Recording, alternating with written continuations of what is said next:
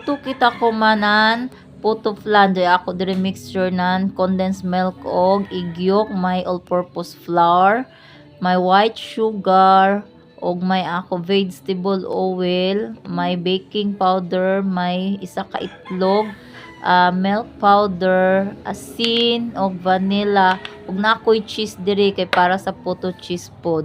Unja ang tubig. Karon sugdan na nato pag mix ani. So ato na ang dry ingredients, ibutang nato ang baking powder. Tapos isunod nato ang milk powder. Then ang puti na asukal, tapos asin, tapos ato ibutang ang itlog pag nato ani pag mix sa dry ingredients ato sa i-mix ang mga dry ingredients, tapos ibutang na daw nato ang itlog, tapos sa itlog ang vanilla para humot, tapos ang vegetable oil, pwede melted butter o palm oil, tapos ibutang nato ang ato tubig na 1.3 ml. Pero anam-anam mo nato pagbutang ha. Kay nara ba po'y tuod all-purpose flour na kanang kusugan imo kaon og tubig. Kung ang gapon an idyo butter gahi or kulang sa tubig dungagan ra gamay.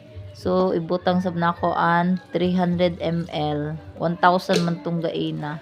Tapos ako ni siya bit. Pwede kuan hinayan ra kay para dili ma over gani an ato pag mixture ni ja. Tapos di na nako ini si ja sayaon kay daan naman tag saya nako ang kuan iton harina all purpose flour. Tapos jari 2 tablespoon ako ibutang sa leche flan kana para daghan siya 2 tablespoon.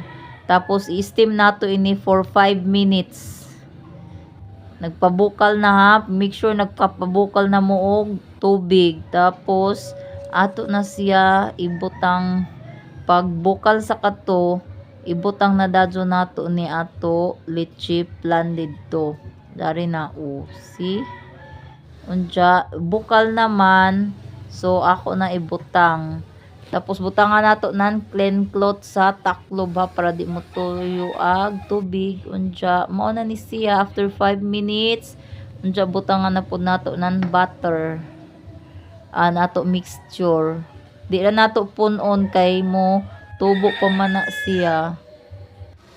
Nantaran after 10 minutes mao na ni. So ato na siya tanggalon. Init-init pa.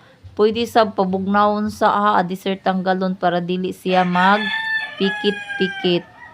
Taran, kagwafa na mo ni ang finished product sa puto flan siya sa first na haon.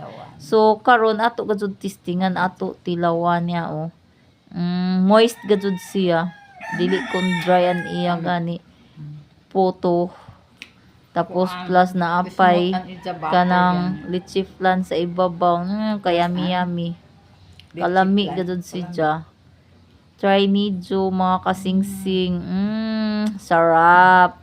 Makabusog yun ni pang snack, pang birthday, or ano na mga okasyon. Thank you for watching mga kasingsing. Bye-bye!